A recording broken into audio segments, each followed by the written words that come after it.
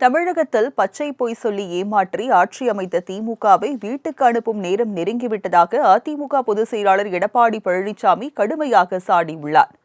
சென்னையை அடுத்த வானகரத்தில் அதிமுக செயற்குழு மற்றும் பொதுக்குழு கூட்டம் நடைபெற்றது. அவைத்தலைவர் தமிழ்மகன் உசேன் தலைமையில் நடைபெற்ற கூட்டத்தில் அதிமுக பொதுச் செயலாளர் எடப்பாடி பழனிசாமி மற்றும் கட்சியின் முன்னணி நிர்வாகிகள், முன்னாள் அமைச்சர்கள் மற்றும் பொதுக்குழு உறுப்பினர்கள் கலந்து கொண்டனர். இதில் 2026 சட்டமன்ற தேர்தலில் வெற்றி பெறுவது உள்ளிட்ட முக்கிய தீர்மானங்கள் நிறைவேற்றப்பட்டன. இதையடுத்து பொதுக்குழுவில் பேசிய எடப்பாடி பழனிசாமி, கூட்டணி என்பது வரும் போகும், ஆனால் அதிமுகவின் கொள்கை நிலையானது என்றார். திமுக மீது கூட்டணி கட்சிகளுக்கே நம்பிக்கை இல்லை எனவும் விமர்சித்தார். என்பது அவ்வப்போது வரும் போகும், ஆனால் அனைத்து இந்திய அண்ணா திராவிட முன்னேற்ற கழக கொள்கை என்பது நிலையானது என்பதை இந்த நேரத்தில் தெரிவிக்க விரும்புகின்றேன். எனக்கு முன்னாலே பேசியவர்கள் குறிப்பிட்டார்கள். இதே புரட்சி தலைவி அம்மா அவர்கள் 2016ஆம் ஆண்டு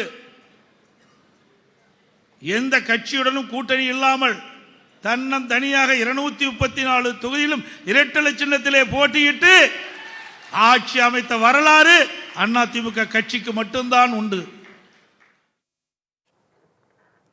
கடந்த 2021 சட்டமன்ற தேர்தலில் 1,98,000 வாக்குகளில் தான் அதிமுக ஆட்சியை இழந்ததாக கூறிய இபிஎஸ், கடந்த சட்டமன்ற மற்றும் நாடாளுமன்ற தேர்தலில் அதிமுக வாங்கிய வாக்குகள் மற்றும் திமுகவின் வாக்குகளை பட்டியலிட்டார்.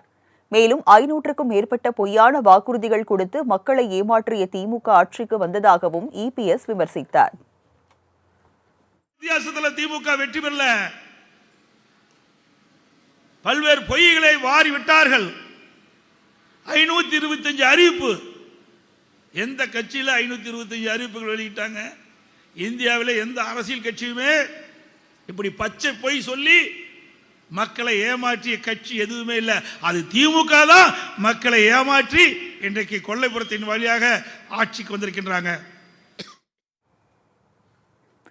அடுத்த ஆண்டு ஜனவரி இறுதியில் இருந்து சூறாவளி சுற்றுப்பயணம் மேற்கொண்டு திமுக ஆட்சியின் அவலங்களை மக்களிடம் கொண்டு போய் சேர்ப்பேன் என குறிப்பிட்ட எடப்பாடி பழனிசாமி, 2026 தேர்தல் குடும்ப ஆட்சிக்கும் வாரிசு அரசியலுக்கும் முற்றுப்புள்ளி வைக்கும் தேர்தலாக அமையும் என சூளுரைத்தார். 2026 மக்கள் விழித்துக் கொண்டார்கள். அதனால் நிச்சயமாக 2026 அதிமுக ஆட்சி மலரும். குடும்ப ஆட்சிக்கு முற்றுப்புள்ளி வைக்கும், வாரிசு அரசியலுக்கு முற்றுப்புள்ளி வைக்கின்ற தேர்தலாக இந்த தேர்தல் அமையும்.